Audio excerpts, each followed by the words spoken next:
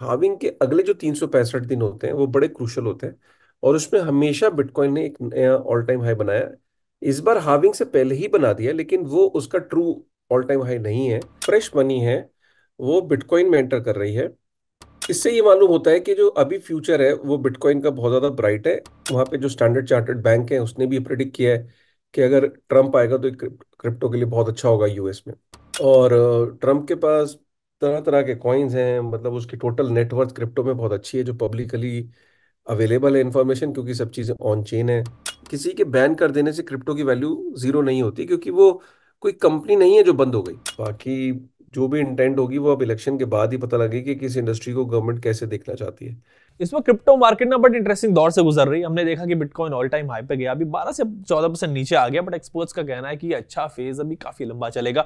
US में भी काफी डेवलपमेंट्स हो रहे हैं क्रिप्टो को लेके। इंडिया में भी वी एक्सपेक्ट इलेक्शंस के बाद कुछ यहाँ भी हलचल होगी। इनफैक्ट यूएस में तो ट्रंप जो वो खुल के क्रिप्टो के सपोर्ट में, नवंबर में वहां पे इलेक्शंस हैं, अगर ट्रंप वापस आए तो क्रिप्टो को ना सॉलिड बूस्ट मिलेगा यार, एंड फिर ग्लोबली भी चीजें आसान हो सकती है। लेकिन अभी भी क्रिप्टो पर कुछ बड़ी खबरें आ रही हैं जो आपके लिए, क्रिप्टो इन्वेस्टर्स के लिए जिनका जाना इंपॉर्टेंट है। एंड आज इसी पर बात करते हैं बिटकॉइन फाउंडर काशिफ रजा से। हाय काशिफ भाई, कैसे हैं आप? हाय, बहुत बढ़िया सर, मज़े में। उम्मीद करता हूँ कि आप भी बढ़िया होंगे। यहाँ पर भी सब बढ़िया। काशिफ भाई, क्या चल रहा है आजकल क्रिप्टो इंडस्ट्री में? थोड़ा व्यूअर्स को आप बताएं, आप पूरी इंडस्ट्री ट्रैक करते रहते हैं। क्या वो इंपॉर्टेंट चीजें हैं जो हमें पता होनी चाहिए, जिनका इम्पैक्ट मतलब हम पे डायरेक्टली पड़ता है क्रिप्टो इन्वेस्टर्स पे? देखिए, क्रिप्टो में पर्टिकुलरली क्रिप्टो को ना दो भागों में बांट के देखिए जब भी देखें। एक तो आप देखिए कि बिटकॉइन में क्या चल रहा है, और फिर उसके बाद जो बाकी ऑल्ट कॉइन्स में क्या चल रहा है, क्योंकि अगर आप दोनों को एक तरीके से देखेंगे तो बड़ा मुश्किल हो जाएगा उसको एक्सप्लेन करना।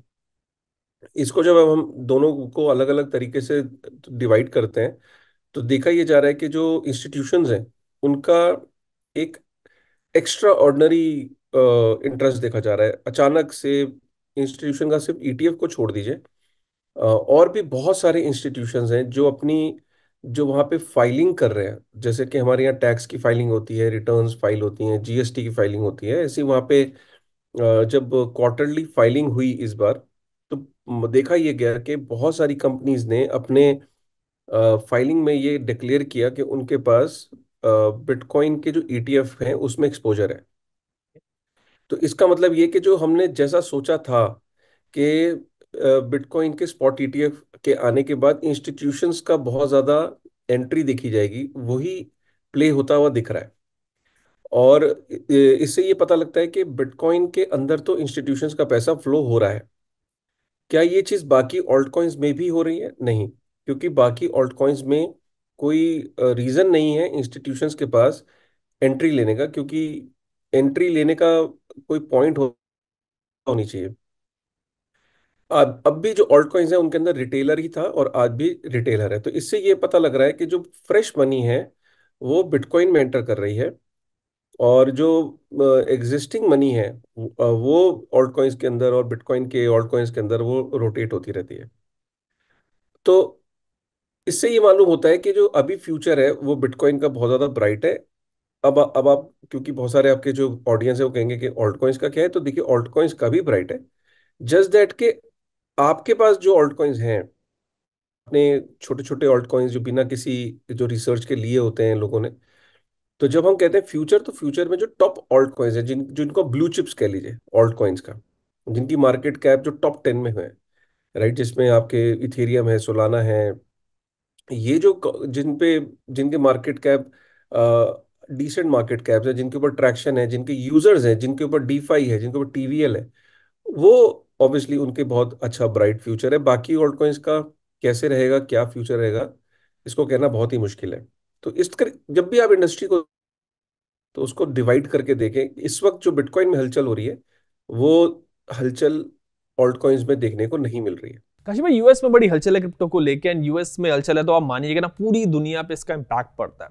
वहां ट्रम्प क्रिप्टो को सपोर्ट कर ही रहे हैं, बाइडेन थोड़ा अगेंस्ट है। तो यूएस में इस वक्त क्या हिंट्स हैं, क्या साइंस वहां से हमें मिल रहे हैं? देखिए, अमेरिका में क्या हो रहा है कि अमेरिका में इलेक्शन का साल है, और वहां पे जो बाइडेन सरकार है वो क्रिप्टो के बिल्कुल अगेंस्ट है। उसका ये कहना है कि जो गैरी गेंसलर का ये मानना है कि ये जितनी भी क्रिप्टो है ये सब सिक्योरिटीज हैं, और अभी जो लेटेस्ट वहां पे ये इस तरीके का वो कानून बनाया एससीसी ने कि बैंक्स को अगर क्रिप्टो के अंदर कस्टोडियल सर्विसेज देनी है तो उसने वो इतने सख्त कुछ कानून बना दिया है कि उनके लिए बहुत ही डिफिकल्ट कर दिया कि बैंक एंट्री ना ले पाए एज अ कस्टोडियल। ईटीएफ्स तो अप्रूव कर दिए, वो भी उसका मन तो था नहीं गैरी कैंसलर का, वो तो कोर्ट के थ्रू ये लेके आए हैं ईटीएफ जो अप्रूव हुआ है। लेकिन इथेरियम का ईटीएफ भी वो लटका रहे हैं, कोई मूड नहीं है। तो देखा ये गया कि जो डेमोक्रेटिक पार्टी है, जो डेमोक्रेट्स हैं, जो बाइडेन वाला जो ग्रुप है, वो क्रिप्टो के अगेंस्ट है। और इधर से जो रिपब्लिकन्स हैं, राइट, और उसमें जो डोनाल्ड ट्रंप है, डोनाल्ड ट्रंप ने अभी आज ही बोला है एक पब्लिक फोरम में कि वो क्रिप्टो के अंदर अपनी डोनेशंस या जो भी उसका जो लेना लेना उसने एक्सेप्ट कर दिया, पहले भी था और अब तो उसने ओपनली बोलना शुरू कर दिया है। प्लस उसने ये बोला है कि वो it he will be very pro for crypto. और वहाँ पे जो स्टैंडर्ड चार्टर्ड बैंक है उसने भी प्रिडिक्ट किया है कि अगर ट्रंप आएगा तो क्रिप्टो के लिए बहुत अच्छा होगा यूएस में। अमेरिका के अंदर अच्छी चीज एक ये है कि वहाँ पे despite the negativity, despite the resistance from the government, ground level पे वहाँ पे जो एजेंसीज हैं उनको काफ़ी फ्रीडम होती है। जैसे वहाँ पे जो एसईसी है और ये सब चीज़ें हैं, वहाँ पे आप देखिए ईटीएफ भी है। अब बिटकॉइन का ईटीएफ अप्रूव हो गया, काफ़ी सारे लोग वहाँ उस पर डील कर रहे हैं। वहाँ पे जो एक्सचेंजेस हैं वो भी फ्लरिश कर रही हैं। इट्स जस्ट दैट कि वहाँ पे चीज़ें बड़ी क्लियर है कि ठीक है, अभी क्रिप्टो को रेगुलेट तो नहीं किया उन्होंने, लेकिन अगर किसी को एक्सचेंज का धंधा चलाना है तो चला सकता है। टैक्स को लेके कानून क्लियर है, बिटकॉइन को लेके, क्रिप्टो को लेके चीज़ें क्लियर हैं। जस्ट दैट के अभी एक लार्जर डिबेट चल रही है। और यही हम चाहते थे कि इंडिया के अंदर भी कुछ इसी तरीके का होता कि डिस्पाइट द फैक्ट कि आप अपने कंसर्न्स वहीं के वहीं रखो, लेकिन एक्सचेंजेस को फ्लरिश होने दो, एक्सचेंजेस को चलने दो, एक्सचेंजेस को बैंकिंग सर्विसेज लेने दो। आप प्रॉपर केवाईसी वगैरह जो आपने रखा है, एएमएल आपकी गाइडलाइंस है वो रखो, और बिल्कुल रखनी भी चाहिए। और जो फॉरेन है उनको भी अगर यहाँ पे प्ले करना है तो आपने, जैसे अब एफआईयू के पास रजिस्टर करने के लिए आपने मैंडेटरी करा है, पहले भी आप ऐसे ही मैंडेटरी करते, अब आप थोड़ा लेट हो गए क्योंकि काफी सारे जो लोग हैं वो शुरू से जो बायनेंस पे और कुकॉइन पे थे।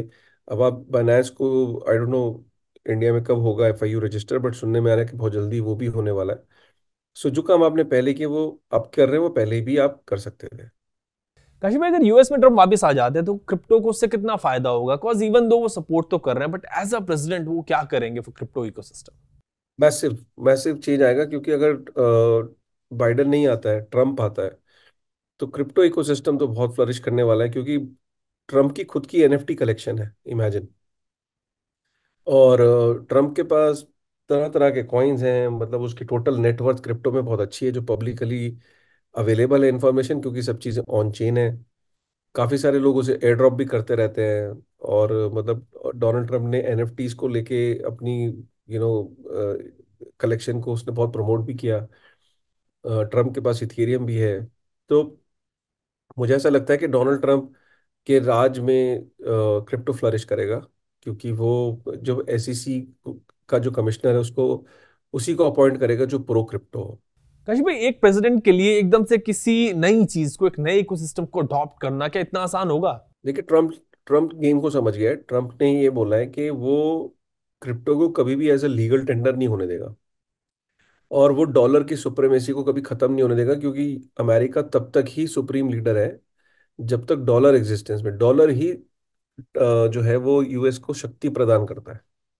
डॉलर को खत्म कर दो, अमेरिका को खत्म कर दिया, तो वो ये कह रहा है कि कभी भी क्रिप्टो को मैं एज ए लीगल टेंडर या मोड ऑफ पेमेंट कभी भी अमेरिका में उसे होने नहीं दूंगा। वो कह रहा है कि जो इनोवेशन है उसके अलावा, चाहे वो स्टोर ऑफ वैल्यू में लोग क्रिप्टो को लेने लेना चाहते हैं, लेके रखना चाहते हैं, ईटीएफ्स लेना चाहते हैं, क्रिप्टो के ऊपर, क्योंकि एक एसेट है तो उसको आप लेंडिंग और बोरोइंग के रूप में भी यूज करना चाहता है अगर कोई, बैंक्स अगर उसको कस्टोडियन बनना चाहते हैं, तो जो भी क्रिप्टो के अराउंड जो बिजनेसेस हैं उसके वो अगेंस्ट नहीं है। लेकिन क्रिप्टो से कोई ये सोचे कि मैं ब्रेड खरीद लूंगा या मैं इम्पोर्ट एक्सपोर्ट में यूज कर लूंगा, तो वो गलत है। प्लस वो स्टेबल कॉइन्स के रेगुलेशन के, बहुत स्ट्रिक्ट रेगुलेशन के उसमें है, मूड में। तो ट्रम्प की इंटेंट सिर्फ ये है कि वो डॉलर को गिरने नहीं देगा, लेकिन डॉलर के को उसके अलावा अगर जो नॉन थ्रेटनिंग एस्पेक्ट्स हैं क्रिप्टो के, उनके अगेंस्ट नहीं है वो। कशिश भाई, यूएस में आपने कहा कि क्लैरिटी है, चीजें वहां क्लियर है, तो इंडिया में ये क्लैरिटी क्यों नहीं है भाई? मतलब मैं और आप भी करीब मानिए 2 साल से हम लोग डिस्कस कर रहे हैं इस पे, लगातार बातचीत होती है, चीजें मतलब बदली तो है लेकिन कुछ बड़ा चेंज यहाँ पे नहीं हुआ है। तो क्लैरिटी मिसिंग है, लोग इसको लेके काफी कंफ्यूज है, तो क्लियर क्यों नहीं है यहाँ पे चीजें? क्लैरिटी देखिए, आरबीआई को तो क्लैरिटी है ही। जो जो ट्रम्प चाहता है कि डॉलर वीक ना हो, इसी सिमिलरली आरबीआई का काम वही है। आरबीआई कह रहा है कि अगर बिटकॉइन को हमने एज अ पेमेंट फ्लरिश होने दिया कंट्री के अंदर, तो हम अपनी मॉनेटरी पॉलिसी से कंट्रोल खो देंगे। फिर लोग जो हैं ऑब्वियसली, अगर हमने इसको as a mode of payment flourish नहीं होने दे सकते, तो इसीलिए आरबीआई क्रिप्टो के एज अ लीगल टेंडर के बिल्कुल अगेंस्ट है। आरबीआई क्रिप्टो को as a mode of payment के अगेंस्ट है, और आरबीआई का कंसर्न ठीक भी है। प्रॉब्लम हमेशा से शुरू से मैं कहता आया हूँ कि क्रिप्टो को रेगुलेट करने का सिक्योरिटीज एक्सचेंज कमीशन का होता है, जो हमारे यहाँ पे सेबी है। और सेबी ने कोई खास रुचि नहीं दिखाई शुरू से क्रिप्टो के प्रति, ना ही उसके ऊपर कभी कोई डिबेट इनवाइट करी। अब जाके जरूर, जब से ये आदित्य बिरला और इन लोगों के पब्लिक डोमेन में कुछ चीजें आई कि क्रिप्टो के अंदर यूथ जो है या आने वाली जनरेशन जो है वो टोकेनाइजेशन की तरफ जा रही है।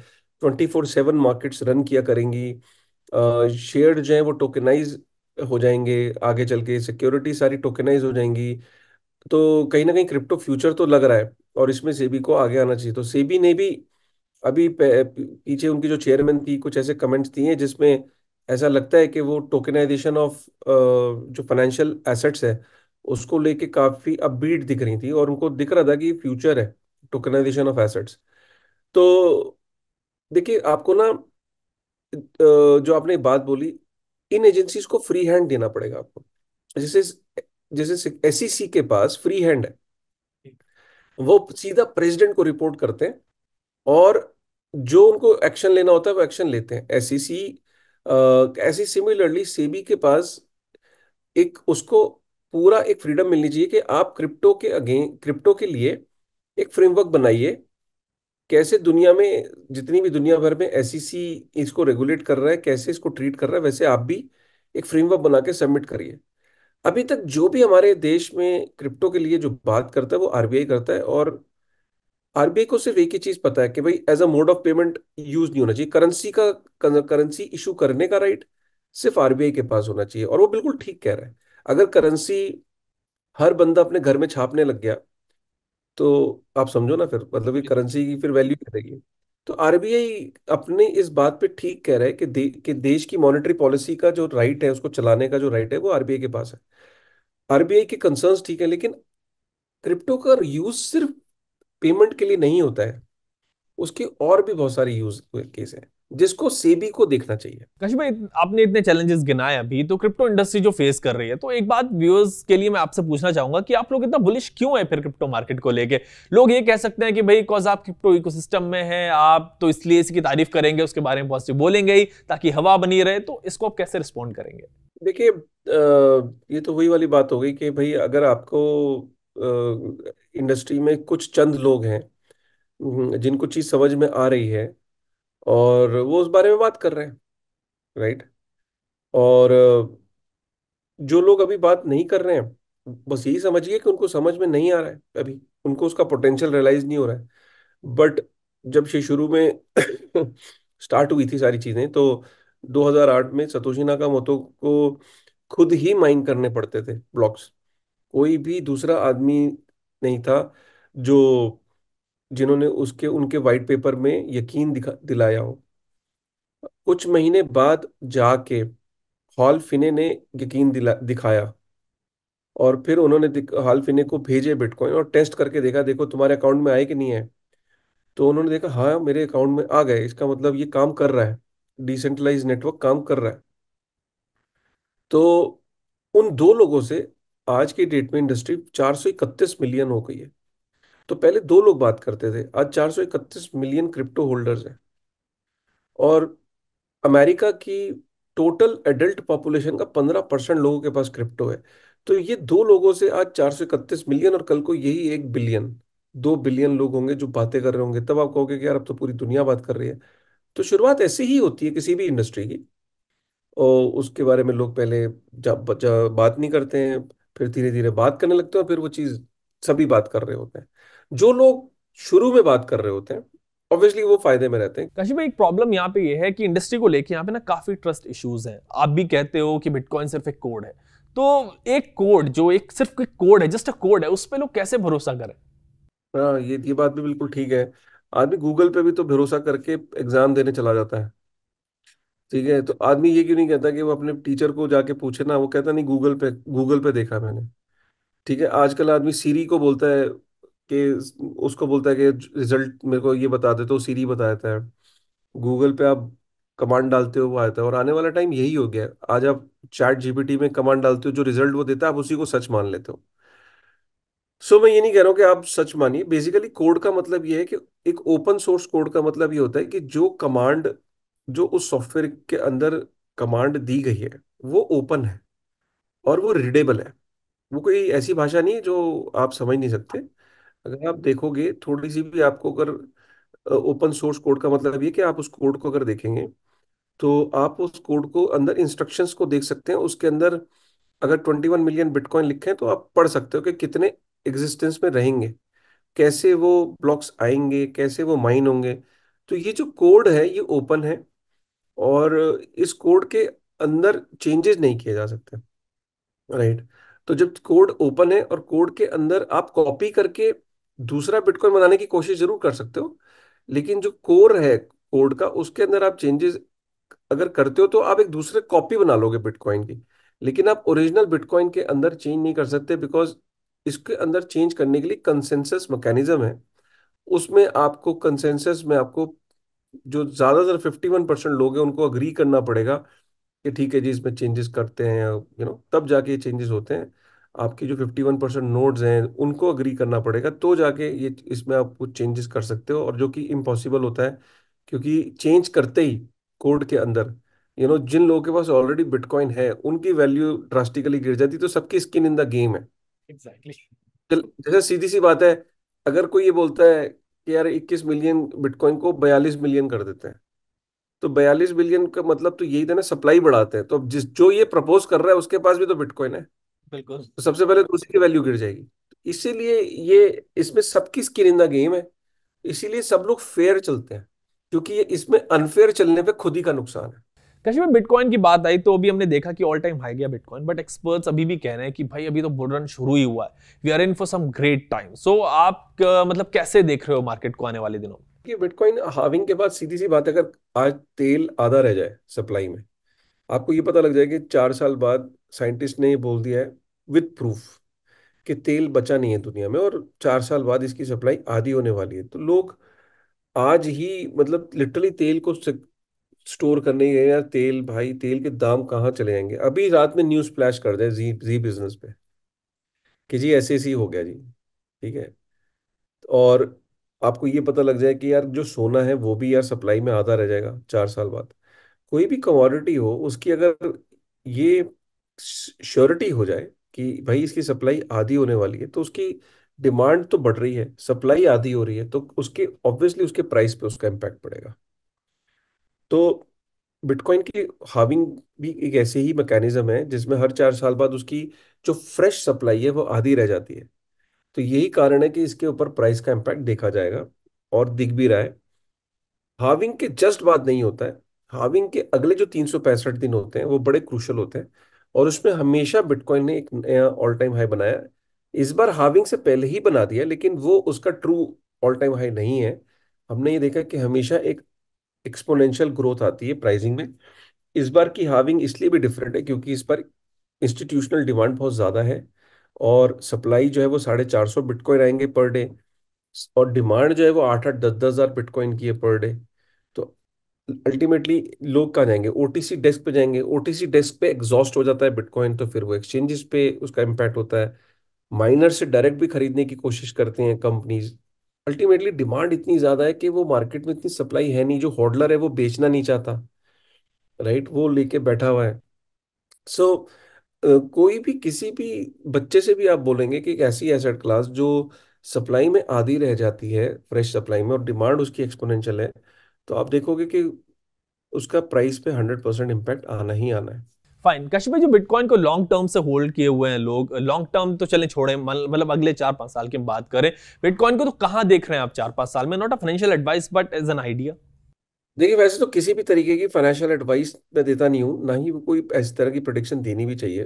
बट मैं आपसे रिक्वेस्ट करूंगा कि एक इकोनोमेट्रिक्स का एक एनालिसिस डेटा है, उसको ज़रूर आप स्क्रीन पे फ्लैश कर दीजिएगा जब आप ये वीडियो रन करेंगे। मैं आपको सेपरेटली वो डेटा पॉइंट प्रोवाइड कर दूंगा, ताकि लोगों को ये ना लगे कोई हवा में बात हो रही है। उस डेटा के हिसाब से ये बात की गई है कि हमें ये तो पता ही है कि पिछली 3 हाविंग हो चुकी हैं, और 3 हाविंग के हिसाब से अगर हम ये लेके चलें कि हमें नहीं पता कि चौथी हाविंग में बिटकॉइन कैसा परफॉर्म करेगा, लेकिन हमें ये तो पता है कि पिछली 3 हाविंग में कैसा परफॉर्म किया।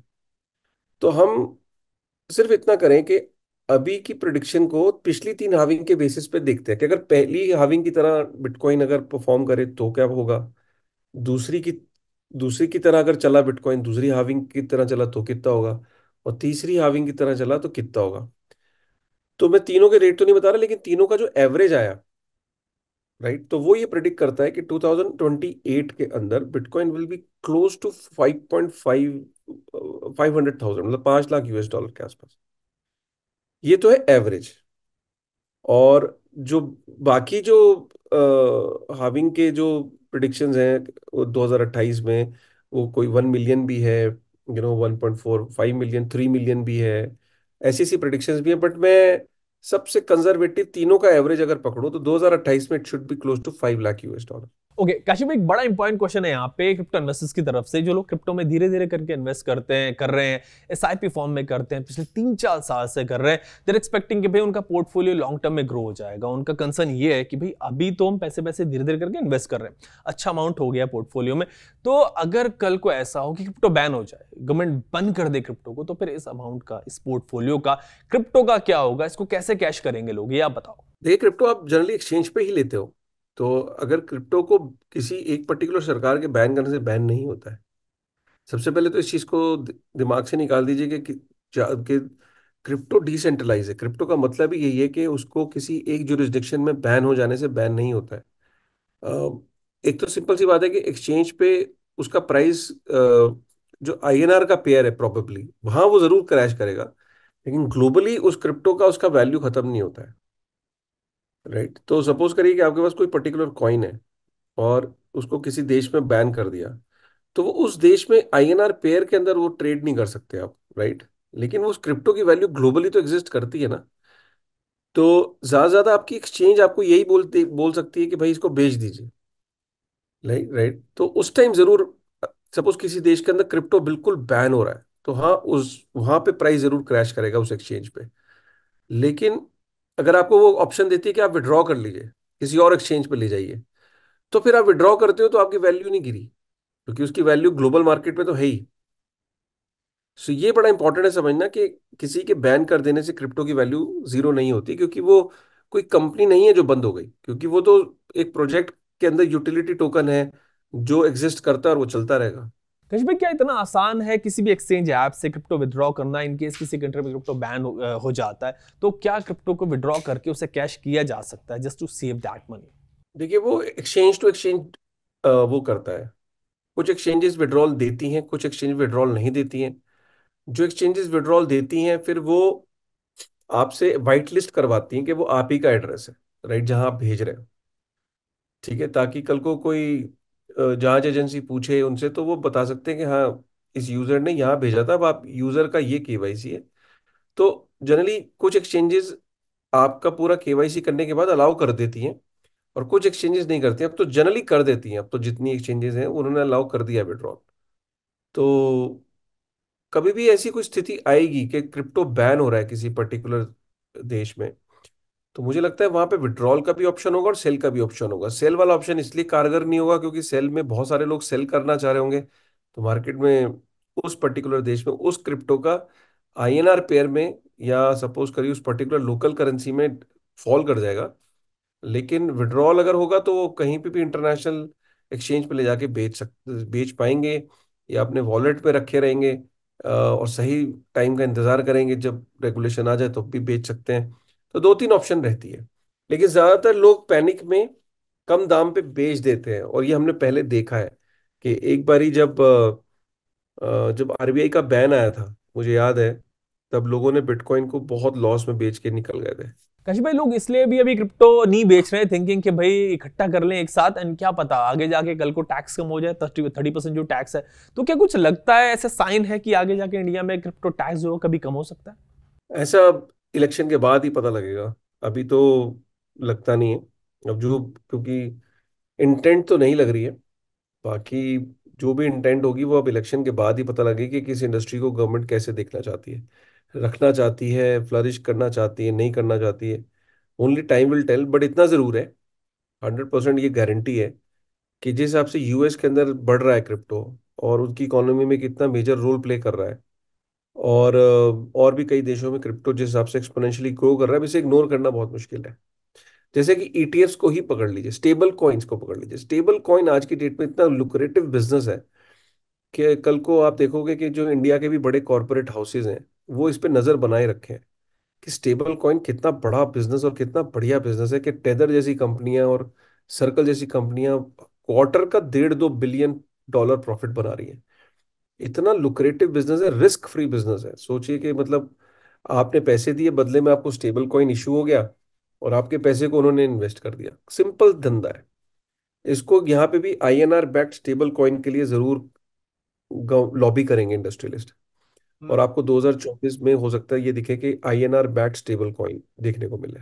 मैं इसी पर आने वाला था काशी भाई कि इंडिया में बड़े इंडस्ट्रियलिस्ट हैं, वो भी क्रिप्टो इकोसिस्टम में अपॉर्चुनिटीज देख रहे होंगे टू ग्रो देयर वेल्थ, कुछ नया and बड़ा बिल्ड करने की अपॉर्चुनिटी।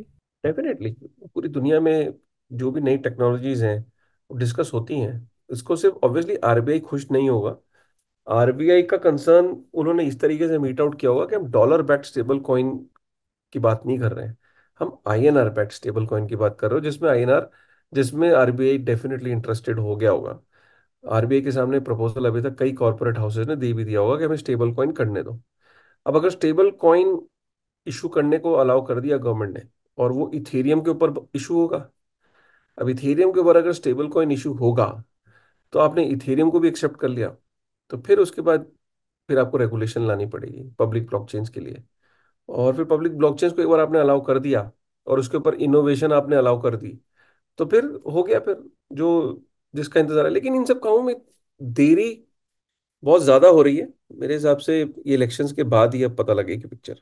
काशी भाई, एक इंटरेस्टिंग चीज मेरे जहन में आई, अभी व्यूअर्स भी कनेक्ट करेंगे शायद, कि सतोशी नाकामोटो के ना कुछ ईमेल सामने आए थे कुछ वक्त पहले, उस बीच हमारी बात नहीं हुई थी। तो व्यूअर्स को आप बताएं कि सतोशी नाकामोटो के उन ईमेल्स में क्या था, उनसे क्या निकल के सामने आता है? सतोशी नाकामोटो की पुरानी ईमेल्स जो अभी तक नहीं, सबके सामने नहीं थी, कुछ ईमेल से ये पता लगा कि सतोशी नाकामोटो के पास मतलब बहुत ही सिंपल आदमी थे, जो, और कहीं ना कहीं वो नौकरी भी कर रहे थे। ये उनका एक साइड प्रोजेक्ट की तरह उन्होंने किया। शायद वो दुनिया की उस टाइम की परिस्थितियों को लेके बड़ा परेशान हो गए। 2008 में जब फाइनेंशियल क्राइसिस आई, तो हो सकता है उनको भी, या उनके परिवार वालों को, या उनके आसपास लोगों को बहुत ज़्यादा परेशान होते हैं उन्होंने देखा होगा। उनको रियलाइज़ हुआ होगा कि चलो, अ, इसका सोल्यूशन क्या है। और जो टेक्नोलॉजी नर्ड्स होते हैं, जिसे कहते हैं ना, कि वो जो साइफर पंक्स होते हैं, ये लोगों का ऐसे ही होता है, जैसे ये बदलाव लाने के लिए जैसे एनजीओज होते हैं, या आप बदलाव लाने के लिए आपने देखा है बहुत लोगों को कि स्ट्रगल करते हैं कि यार बदलाव लाने चाहिए, क्रांतिकारी टाइप होते हैं, कि सोसाइटी के अंदर चेंज आना चाहिए। राइट। कुछ लोग अपनी जिंदगी सिर्फ समुद्र तट को साफ करने में निकाल देते हैं, कुछ लोग पब्लिक पार्क्स को साफ करने में जिंदगी निकाल देते हैं, कुछ लोग दूसरों की सेवा में निकाल देते हैं, कुछ लोग किसी आश्रम के अंदर, वृद्ध आश्रम के अंदर लोगों की सेवा में निकाल देते हैं। कुछ बहुत आपने ऐसे एग्जाम्पल बहुत देखे होंगे, जो लोग सोसाइटी के लिए अपना जीवन दे देते हैं। सतोशी नाकामोटो उसी ब्रीड में से थे। और उनका ऐसा लगता है कि नौकरी करते हुए उन्होंने ये प्रोजेक्ट को किया। उनके पास पैसे भी नहीं थे, $2000 भी नहीं थे उनके पास। उन्होंने $2000 की रिक्वायरमेंट की थी उनको, जिस पे उन्होंने डोनेशन के लिए, डोनेशन के लिए उन्होंने बातचीत करी तो उन्हें डोनेशन मिली। 2,000 डॉलर क्यों चाहिए थे? क्योंकि जैसे वेब होस्टिंग और कुछ सॉफ्टवेयर चलाने के लिए चीज़ें चाहिए ही होती, थोड़ा बहुत तो आपको भी जैसे इंटरनेट कनेक्शन चाहिए होता है, 50 ही खर्चे होते हैं। तो 2,000 डॉलर तक की उनको नहीं थे उनके पास। और ये भी पता लगता है कि क्रिसमस और छुट्टी वाले दिन भी ईमेल्स आई हैं उनकी। तो ये पता लगता है कि छुट्टी वाले दिन भी काम करा उन्होंने। किसके लिए?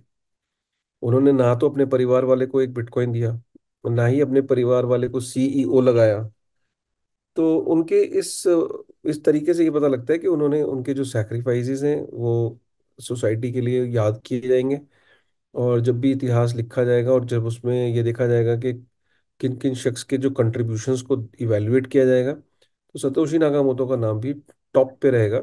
और ये पहले ऐसे व्यक्ति रहेंगे कि जो जिनको सिर्फ गेस किया जाएगा कि क्या ये नर थे, नारी थे, या ग्रुप ऑफ पीपल थे, कौन थे, ये कोई नहीं जानता।